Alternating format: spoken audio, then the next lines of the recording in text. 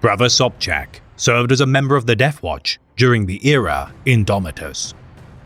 Hailing from a long-forgotten Forge world within the Gothic sector, now laid to ruin by the forces of Chaos, this warrior, originally of the Imperial Fists, trained as a scout marine during the 34th millennium.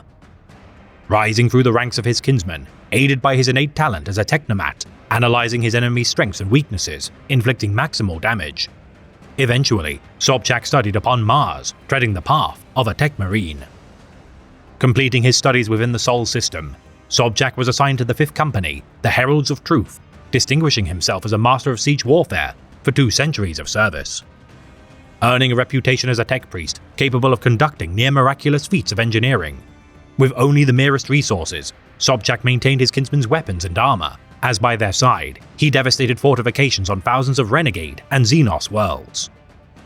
Seconded to the Death Watch of the Eastern Sector of the Ultima Segmentum during the early years of the 35th millennium. During his mission as part of an elite kill team of scouts and tech marines, his talent for sundering enemy positions proved invaluable. His tour of duty at an end, this righteous warrior petitioned to conduct a second, deeming his service to be unfinished. His request granted not once, but thrice hereafter, as during his 4th tour of duty, the Imperial Fist was laid low. Grievously wounded during an Orc war, fighting beside the forces of the Astra Militarum, so invaluable were Sobchak's skills to the Death Watch, his watch captain ordered his body be interred within a dreadnought sarcophagus. Suffering from continual senility, as he relates every encounter to glories won during battles of ages past. Now as part of the Jericho Reach, this bitter dreadnought struggles to retain memory of current engagements, or indeed any events soon after his first vigil.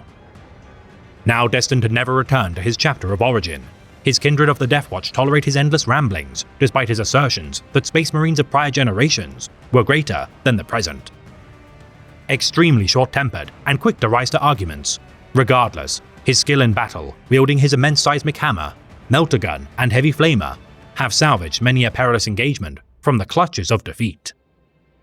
Said to continue to fight to this day, despite his deteriorating mental state, his intense loyalty to his comrades and devotion to serve the Imperium are a testament to the defiance of the Sons of Rogul Dawn.